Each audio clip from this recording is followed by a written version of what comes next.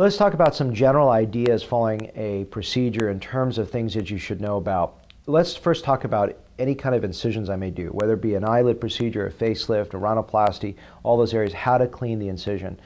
You're going to go home with some peroxide, some Q-tips, all the things that you need to clean it with and dress it with. And if you run out, just come back to my office. We'll be happy to give you more. There's obviously no charge for that. And if you run out, you can call me. You can get it at the store. These things are over the counter. Let's talk about an incision. Doesn't matter where it is.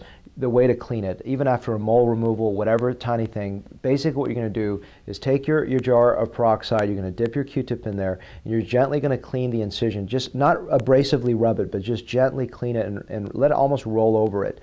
The key with this is peroxide does help clean the wound, but you don't want to let it sit there. So after you've cleaned the wound, you want to go ahead and take some bacitracin, the little packets I've given you, and dress it. So keep it very, very moist.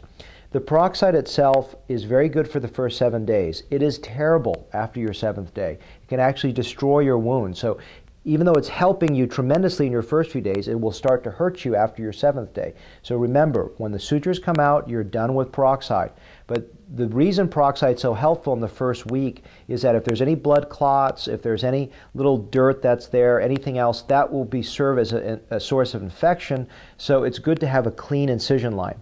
If you see little blood clots on your incision line, don't panic. It will come off after probably 1 or 2 days of cleaning.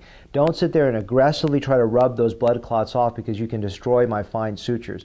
You want to just gently roll the little Q-tip over the area and let the blood clots slowly fall off in the first 1 or 2 days. You don't want blood clots sitting there the whole week because that can impair the wound healing and also lead to a worse incision look as it heals. That's very, very important.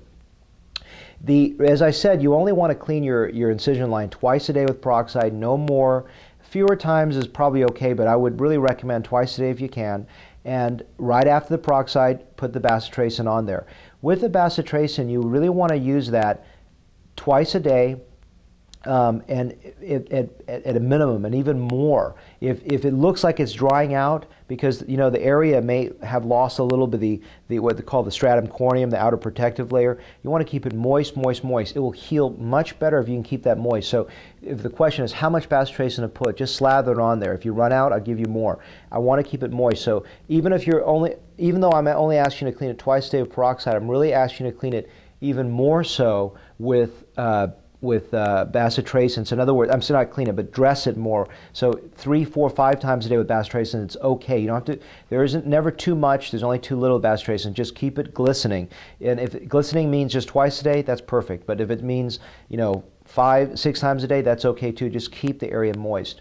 Now with bacitracin, there is a small incidence of an allergic reaction to the product. It would be a red, itchy, swollen look. That usually occurs about 48 to 72 hours after applying the bacitracin. It's a good idea before you apply it on the incision line to put it maybe on your skin or something and watch it for 48 to 72 hours to make sure you're not allergic to the product. If you are allergic, stop the bacitracin. This will clear. I want you to call me and let me know. What you can do to start helping this control it is 1% hydrocortisone cream. But before you start applying 1% hydrocortisone cream, which is over the counter, which I can also provide you from my office, please call me. Just let me know what's going on so I can make the read. It's a very low percentage. It's less than 5% of people that can have this. But if you're unlucky and you get some swelling in that area from bacitracin, please call me.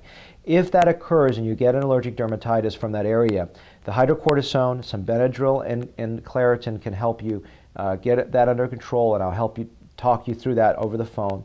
And then we can switch over to Vaseline or something that doesn't have an antibiotic component to it.